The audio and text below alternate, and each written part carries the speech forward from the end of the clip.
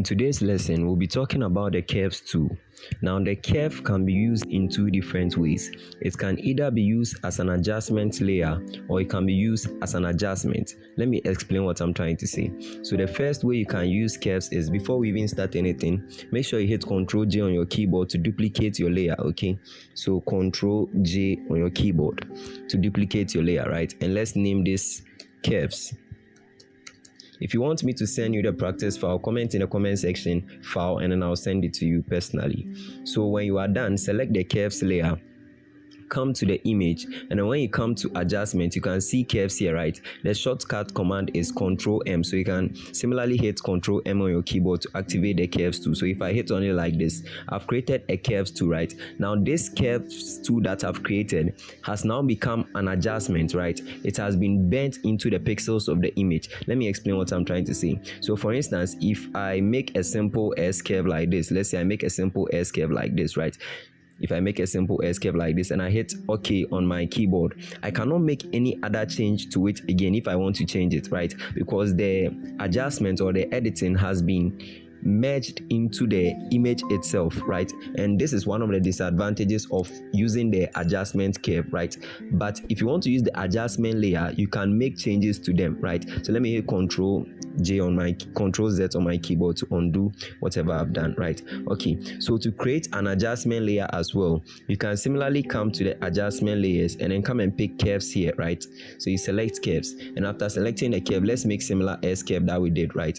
So if I'm to draw a similar S curve, right, and then I hit enter on my keyboard, or I close this layer back, right? Look at what will happen. I've edited this image, right? This was how it was before. Now look at how it's after. Okay, so if I want to make any changes to it this time, because it's an adjustment layer, if you read the layers here, I've already made a video on layers. If you haven't watched it, it's kindly in the description box. Just click on the link and go and watch it. Okay, so if you look here, you can see that there's a new layer that has been created for the curves, and if I want to make any changes to what I did initially, I'll just come and double click on the curves, and you can see my S curve is still there, right? So let's say I want to make some simple adjustments, I can just come and do some simple tweaks to it, right? And then I'll just close this again. You get, so you can see that with the adjustment layer, you have the chance to edit or manipulate whatever you've done, right? So this is one of the advantages of using curves adjustments and not the adjustment curve. Okay, so in this video I'll be focusing more on the curves layer adjustment, right? I'll be focusing on the layer curves adjustment rather than the adjustment itself. Okay, so let's begin with this video. Let me just delete this, right? So after you've duplicated your layer, you just select your layer, and to open the curves adjustment layer, just as we did in the beginning, you just come to adjustment layer down here and then come and select curves, right? Now what do the curves do? Let me take this one here a bit, right? What do the curves do? The curves basically make adjustments to your image by maybe increasing the highlight or decreasing the highlight. Okay, the curves is like adding contrast to your image. Okay, let me zoom in this picture a bit so you get to see what I'm talking about, right? So when you look at the curves panel here, let me bring it here so I explain this. When you look at the curves panel here, we have this option here where you can use to close the curves layer, so you can just use to collapse the curves layer. So when you do that, it will make it small, right? If I hit on it again, it will expand it. So anytime you're working on a curve and you want to make it small, you can just click here to collapse it, and then you click here to expand it again, right? Now if you want to take it back to its original position, you can just double click and then drag it, and you see that this blue glow icon will show, right? So if I just leave it there, it would enter there, right? And if I want to open it, I'll just come and double click on the curves again, right? Now another thing you can do here is in the curves panel, you can see that we already have a part where they've written presets, right? Mine is currently at default, right? So when you open the presets, you can see that they have presets that you can apply to your image, and then they will automatically do something for you on your image, right? So for instance, if I come to the first preset, right, let me just use one of the presets. You can see that they've written here strong contrast, right? So if I hit on it, look at what will happen. It has already done its own curve adjustment, and when you look at the curve adjustment, you can see that it has now changed. It has done its own curve adjustment. Sometimes it might look beautiful for you, so you can just use the presets and then your workflow would be extremely quicker, right? But then I often like to do things myself, so you just come and then hit custom. So always make sure that your preset is set to custom, meaning you're now coming to create your new adjustment, right? Let me hit Ctrl Z to move out of this. Let me bring back my properties. If you can't see your curves adjustment layer, after doing this, after opening your curves adjustment layer right here, which I taught you, after opening it, they will show in properties, but if you can't see your properties, you make sure you come to Windows, and then you come and make sure that properties is selected, right? So make sure your properties option is ticked here, right? So you can see the properties is open. Okay, so now that we have this, let's begin. So just as I told you, make sure you leave it at custom, right? Leave it at custom, always leave it at custom, right? Or default, that would all do, right? Now when you come down, you can see that we have a place called RGB, and the RGB simply means red, green and blue, right? If you click on this drop down menu, you can see that it has RGB. So with the first one, which is RGB, and then its shortcut command is Alt+2, right? This particular one would make adjustments to every single thing in the image, every single color in the image, right? It will bend the red, green and blue color in the image. It will do everything together, right? Similarly, you can click on a red, and this red will just make adjustments to red in your image, right? Similarly, you can come to green or blue. These are their shortcut commands, so you can just click on these things, right? And then you make adjustments to just those particular colors. So for instance, let's take blue. So if I pick blue, just look at the skies. Okay, you can see that we have blue in the skies.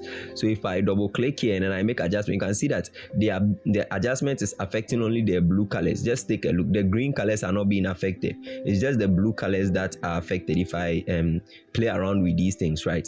Now, if you make any adjustments and you want to restart or you want to come back to where you originally started, you can just click this icon here, right? This start, and then it will take you back to the original workspace, right? Okay. So let's just stay in the RGB, right? Let's just stay in the RGB for now. Okay, now in the curves panel as well, you have a chance to automatically do it, right? Aside you having presets to work with, you have the chance to automatically enhance your image. So Photoshop will just read your image, and then when you hit automatic or auto, Photoshop itself will do the adjustment for you. So just as you can see, it has worked on the curves for you. You get. Let me just go back to, and this part, this icon here to shows you before and after. So if you double click, it gives you before, after, right? Okay, let me just reset everything. Okay, so now that I've resetted everything, now let me explain the small space you are seeing down here, right? So this part you are seeing down here, when you move to your right, it's telling you that you are moving to the brighter side, right? Or you want to brighten your image. When you move to your left, it's telling you want to darken your image, right? Just as looking down here, when you look down, you can see that moving towards this side is becoming darker, right? Moving towards this side is becoming darker, but moving towards this side is becoming brighter. Similarly, when you move down in the curves, you are making it darker, and when you move up in the curves, you are making it brighter. So right for bright, up for bright, left for dark, down for dark. Just keep this in mind. This side for bright, this side for dark, this for bright, and then coming down for dark, right? Just looking at this part, it will even tell you what it does, right? Now we have two axes, right? We have the x-axis and then we have the y-axis, right? Let me explain. When you look down here, you can see input and you can see output, right? The input is the x-axis, right? And the output is the y-axis. Now what do these things do, right? The input is just telling you the particular position you are standing on in your document, right? So let's say in my document, if I am to select this particular point on the curve, it tells me that I am on an input of 74, right? Meaning all images with brightness of 74. That is what it's telling me. All pixels with brightness of 74. That is what this information here is telling me, right? All pixels with brightness level of 74 have their output at 75. This is what it's telling me, right? So let's say I want to increase the brightness of all input at 74. What would I do? Remember, upwards is for bright, downwards is for dark, right? So I want to take it upwards to increase the brightness. So read the output whilst I take it upwards. So if I take it upwards, you can clearly see that the output is changing, right?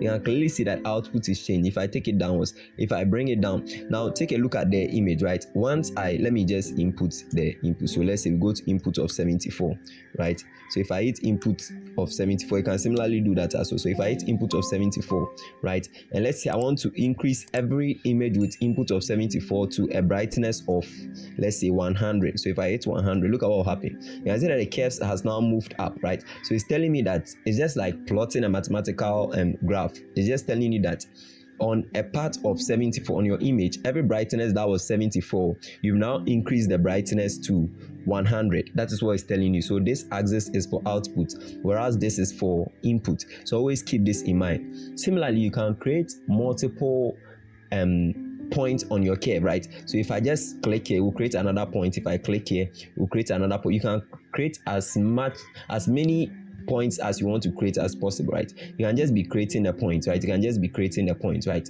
Now let me just hit restart to take everything back to normal. Okay.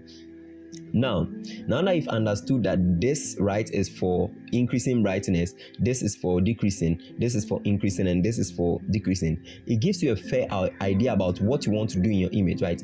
Now, even before we proceed with practical examples, when you look at the curves itself, aside this diagonal line, you can see that we have this graph here, right? Now what this graph is just trying to tell you is that at this particular point in your image, so this is your image, right? This square here is your image. So at this particular point in your image, the highest peak, which is here, is your highest brightness. So it's telling you that when you look at this particular image, this is where its highest brightness is, you get, and this is where its lowest brightness. So as you come down like this, it becomes darker. This is what this image is trying to tell you. So from this part, it's bright, and coming down, it becomes darker. So the graph is just depicting its brightness and then its darkness values. Okay, so now let's say we look at this image and then we want to, let me just decrease this a bit so we get to see what we are doing.